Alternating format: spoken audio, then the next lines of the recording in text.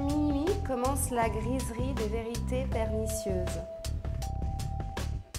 Les nuits blanches d'Elisabeth Lavaille, symbolisées par une citation et surtout exposées sous forme quasi autobiographique.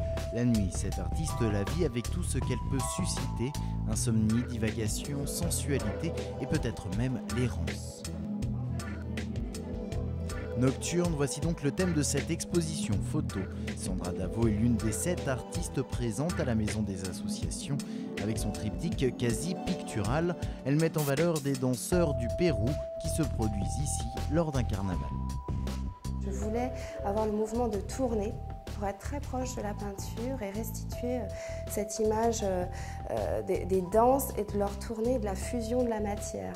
J'ai choisi de travailler plutôt dans un sens très proche de la peinture, donc avec des lumières très chaudes de nuit, très charnelles. Une sensation se dégage des photos de Sandra Davo, le trouble, caractérisé par un flou dominant dans l'œuvre, à l'exception d'un seul personnage qui se trouve ainsi mis en valeur. Dans ces cas-là, je travaille en vitesse très très lente, c'est-à-dire qu'entre le clac de l'appareil photo, il y a des choses qui se passent. On peut avoir le tracé de vol d'un oiseau par exemple.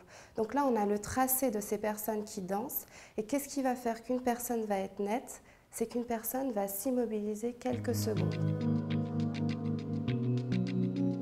Cet artiste dans cette exposition est autant de façons d'appréhender le thème du nocturne, les fantômes chez Martin Choquet, la vieille école en noir et blanc avec Paul Evin et Alain Bouillot, mais également la tombée de la nuit, si photographiée par l'architecte Jacques Perret, une thématique reprise par Nikita dans Ligne continue, comme une artiste qui roule vers l'inconnu sans se retourner, une inconnue au loin caractérisée par des paysages nocturnes.